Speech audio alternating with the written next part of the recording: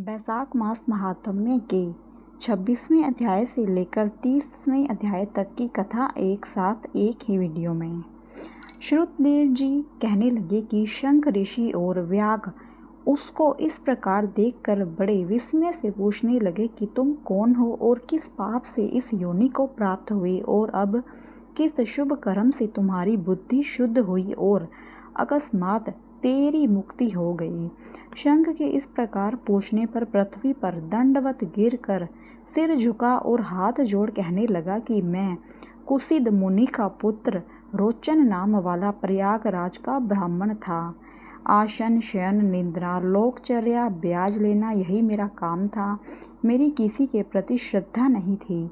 इसी समय भगवान के प्रिय बैसाख मास में जयंत नाम का ब्राह्मण वहाँ आया और उस क्षेत्र के रहने वाले बहुत से हजारों स्त्री पुरुष उससे बैसाख मास की कथा सुनने लगे। सब लोग प्रातःकाल स्नान कर मन लगाकर उसकी कथा सुनते थे। मैं केवल कौतुक देखने के लिए उस सभा में जाया करता था। मैं सिर पर पगड़ी बांध पान चबाकर बड़े दम्भ से वहां जाकर लोगों से इधर उधर की बातें करता और उनका मन कथा से हटाता था। उसी दोष के कारण मेरी बुद्धि नष्ट हो गई। अब मैं 84 लाख योनि भोग कर इस रूप में इस वृक्ष के कोटरे में बैठा हूँ। दैव योग से आपके मुख से निकली हुई कथा को सुनकर मेरे सब पाप नष्ट हो गए और दिव्य देह धारण कर आपकी शरण में आया हूँ। मैं नहीं जानता कि आप मेरे कौन से जन्म के बंधु हैं। मैंने तो कभी किसी का कोई उपकार नहीं किया, फिर सज्जनों का संग कैसे हुआ? आप मुझ पर कृपा करके कहिए।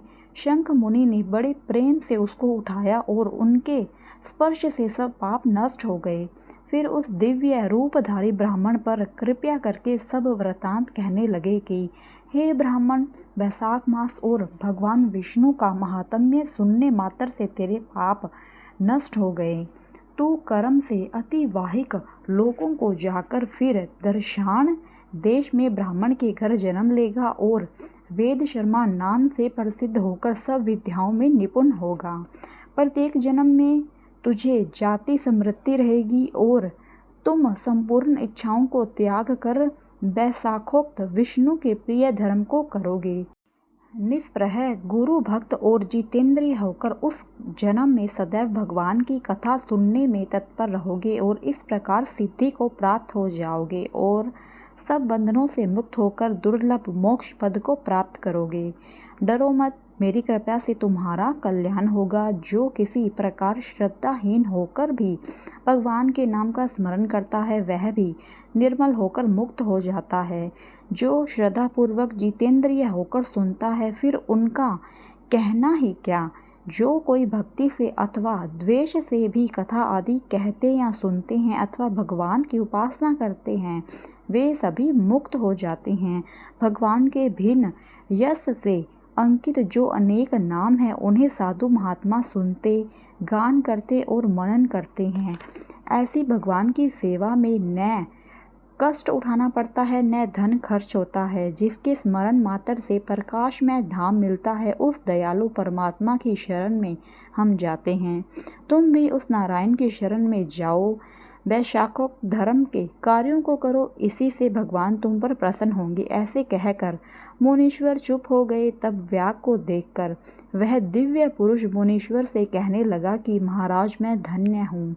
आपकी कृपा से मेरे पूर्ण भाग्योदय हो गए हैं। आपने मुझ पर बड़ी कृपा की जिससे मेरी यह दुष्ट योनि चली गई। ऐसा कहकर वह परिक्रमा कर आज्ञा ले स्वर्ग लोक को चला गया। जब संध्या हो गई तो शंख मुनि व्याघ्र सहित रात्रि को वहाँ ही रहे और शंख मुनि भगवान के अनेक अवतारों की कथा सुनाते रहे।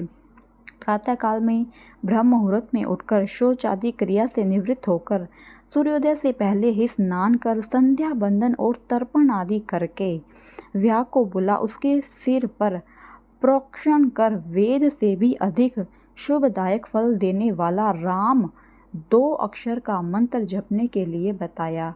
शंख कहने लगे कि हे व्याघ्र, विष्णु का नाम अनेक पापों को दूर करने वाला है। इससे हे व्याघ्र, तुम निरंतर राम नाम का जाप करो। यह संसार के सब बंधनों को काटने वाला है। श्रुतदेव जी कहने लगे कि जूते दान करने से ही व्याग को कितना दुर्लभ ऋषित्व प्राप्त हुआ। जो कोई इस पाप नाशक कथा को सुनेगा उसका संसार में फिर जन्म नहीं होगा। 27वां अध्याय। मैथिली कहने लगे कि वैशाख मास में कौन सी तिथियां अत्यंत पुण्यकारक है, उसमें क्या क्या दान करना चाहिए और किनके इनको पर्याप्त किया। तब श्रुतदेव जी कहने लगे कि वैशाख मास की सब तिथियां अत्यंत उत्तम है। प्रत्येक तिथियों में किया गया दान कई गुना फल देने वाला है।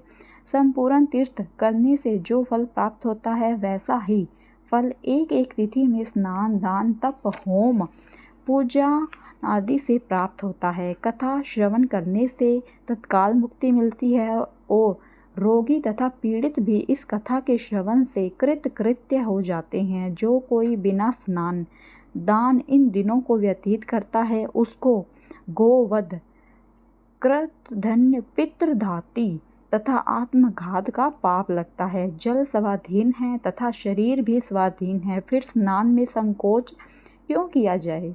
दरिद्री, धनवान, लंगड़ा, लूला, अंधा, नपुंसक, विधवा, स्त्री, बालक, युवा सभी को वैशाख मास का सेवन करना चाहिए।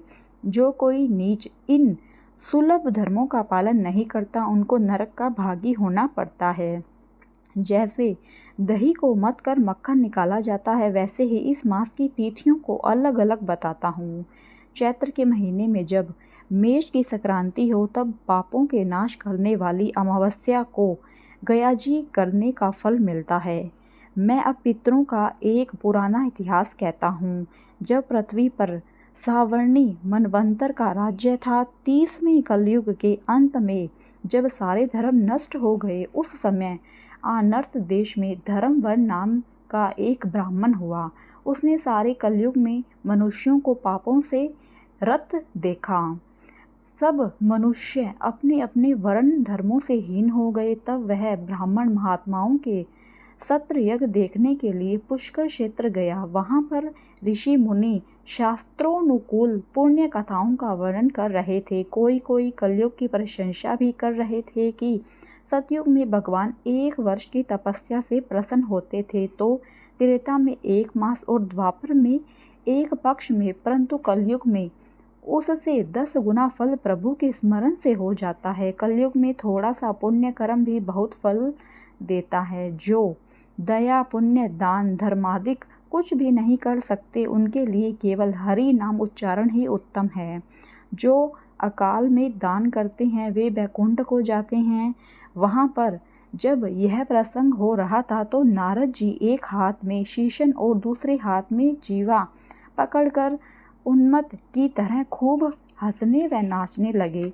सबने आश्चर्य से पूछा कि नारद जी इसका क्या कारण है। नारद जी ने उसी अवस्था में उत्तर दिया कि निसंदेह कलयुग प्रशंसनीय है क्योंकि केशव भगवान केवल स्मरण मात्र से ही प्रसन्न हो जाते हैं।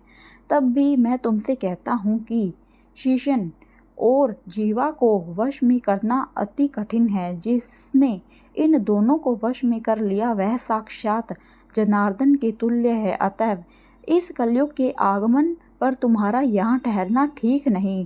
सो पाखंड में भूमि को त्याग कर अत्यंत्र कहीं जाकर विचरना चाहिए। वे सब मुनि ऐसे वचन सुन यज्ञ समाप्त कर अत्यंत्र पर्वतों पर चले गए। धर्मवाणी भी यह सुन नैष्ठिक ब्रह्मचार्य व्रत धारण कर छाल के वस्त्र पहन कमंडलू हाथ में ले जटा बड़ा कलयुग के अत्याचारों को देखने लगे कि संपूर्ण मनुष्य जाति घोर पापों में लगी हुई है। ब्राह्मण, सन्यासी तथा शूद्र सभी पाखंडी हो गए हैं। 28वां अध्याय। प्राचीन समय में राजा बलि और इंद्र का घोर युद्ध हुआ। इंद्र बलि को जीत फिर पृथ्वी पर उतथ्य ऋषि के आश्रम में गया।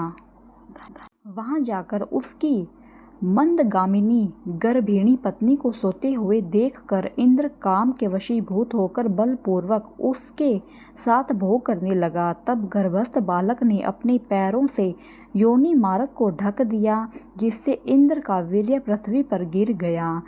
इस पर इंद्र ने क्रोधित होकर शिशु को श्राप दिया कि तू इस कर्म के करने से जन्मांध हो। फिर ऋषि के श्राप से डरकर इंद्र वहां से भागा। उसको भागते देख ऋषि शिष्य हंसने लगे। वह लज्जा के मारे मेरु पर्वत की कंदरा में जा छिपा और वहां बैठकर तप करने लगा। जब इंद्र कंदरा में छुप गया तो राजा बलि ने अपने गुप्तचरों द्वारा सब बातें जानकर स्वर्ग पर आक्रमण करके अमरावतीपुरी को घेर लिया और देवता व दिग्पालों की सब विभूति को अपने अधीन कर लिया और देवताओं का सब राज्य भोगने लगे। तब अग्नि आदि सब देवता दैत्यों से दुखी होकर बृहस्पति जी के पास गए और उनको सब वृतांत सुनाया और कहा कि राजा, बिना हम सब देवता अनाथ हो गए हैं, सो आप विचारिए कि स्वर्ग के राजा इंद्र कहाँ गए और कब आएंगे। तब देवगुरु बृहस्पति जी ने इंद्र का बलि को जीत उतत्य के आश्रम में जाना और ऋषि पत्नी के साथ बलपूर्वक भोग करना एवं शिष्यों से अपमानित होकर कंदरा में छुप जाने का समस्त वृतांत देवताओं को सुनाया और कहा कि अब इंद्र शुचि के सहित वहीं पर गुफा में घुसा हुआ है और अपने किए हुए कर्म पर पश्चाताप कर रहा है। सो देवता उसी कंदरा में पहुँचे और उसमें बैठे हुए इंद्र को देखकर सब उसके बल और वीर्य की प्रशंसा विख्यात स्रोतों द्वारा उसे प्रसन्न करने के लिए करने लगे। सब देवता कहने लगे कि हे देवताओं के स्वामी, आपके बिना दैत्यों ने हमें बड़ा क्लेश दिया है। हम स्थान भ्रष्ट हो फिर रहे हैं। अब आप चल कर शत्रुओं का दमन करो। इंद्र कहने लगा, पर स्त्री गमन के दोष से मेरा बल, वीर्य, यश, मंत्र शक्ति, विद्या शक्ति सब नष्ट हो गई। इसी कारण मैं यहाँ छुप कर निवास कर रहा हूँ। इंद्र की बात सुन सबने इंद्र को बल देने का विचार किया।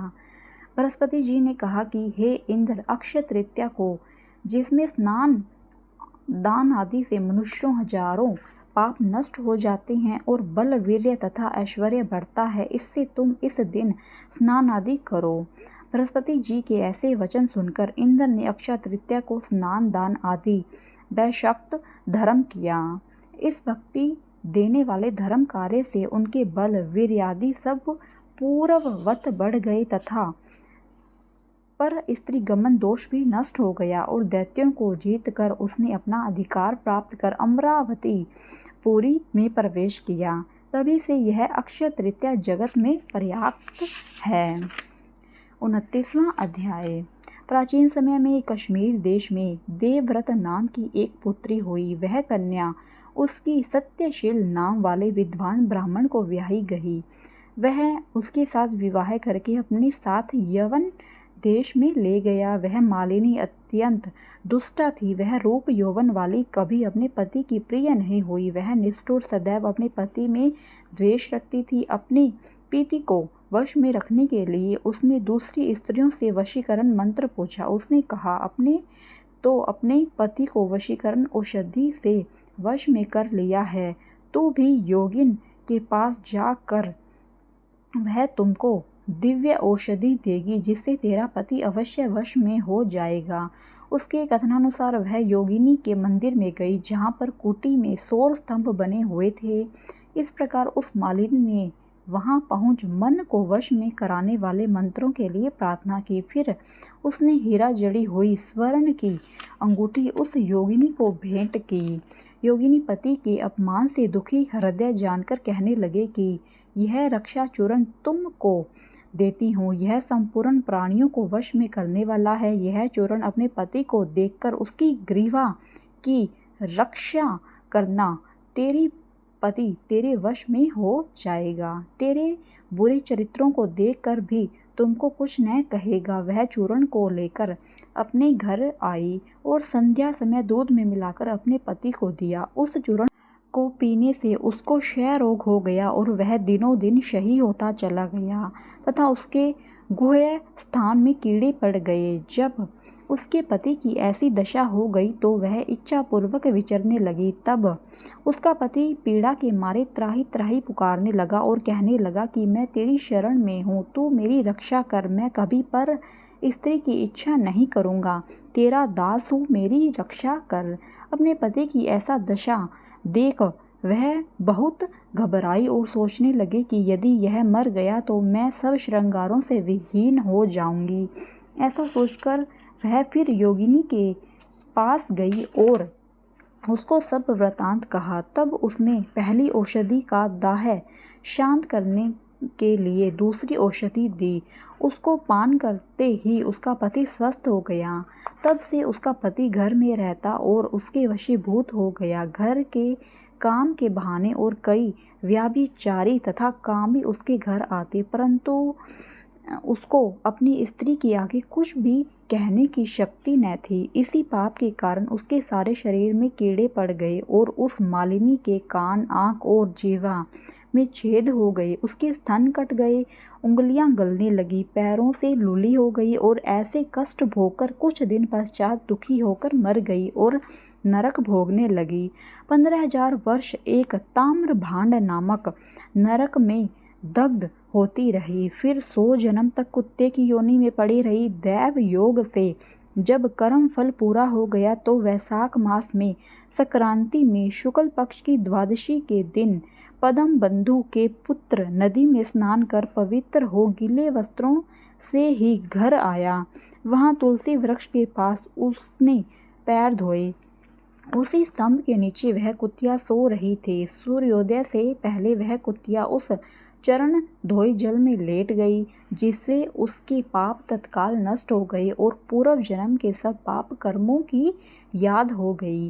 पहले पूर्व कर्मों का वर्णन कर उस मुनि से कहने लगी कि हे मुने, वैशाख शुक्ल पक्ष में पुण्यों के बढ़ाने वाली द्वादशी के दिन स्नान दान आदि का जा सुकृत से मेरी मुक्ति हो जाएगी। मैं अत्यंत दीन हूँ, मेरी रक्षा करो। ऐसे वचन सुनकर वह मुनि पुत्र कुतिया से बोले कि अपने किए हुए अच्छे और बुरे कर्मों का फल मनुष्य सुख और दुख के रूप में आप ही अवश्य भोगता है। ऐसे वचन सुनकर कुतिया दुखी होकर ऊंचा मुख कर जोर जोर से कहने लगी और उसके पिता पद्म बंधु से कहने लगे कि मैं आपके द्वारा पर पड़ी रहने वाली कुतिया हूँ, आपका झूठा टुकड़ा खाती रहती हूँ, आप मेरी रक्षा करिए।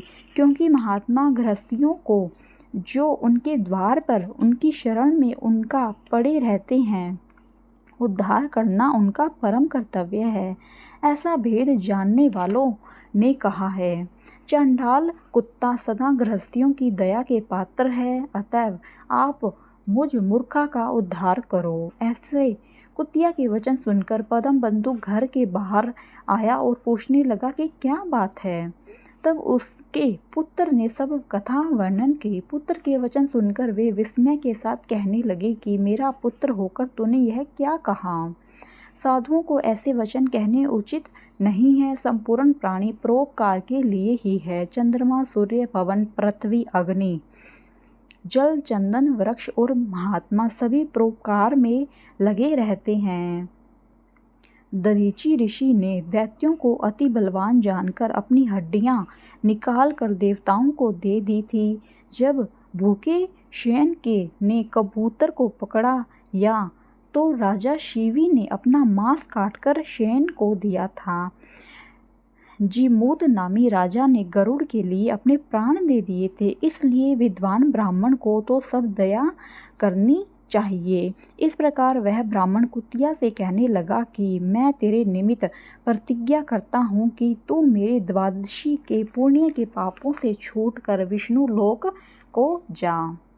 श्रुतिदेव जी कहते हैं कि राजन, वह कुतिया अपने शरीर को त्याग स्वर्ग में जाकर अनेक प्रकार के भोगों को भोगती हुई वैशाख शुक्ला द्वादशी के प्रभाव से स्वर्ग को गई। 30वां अध्याय।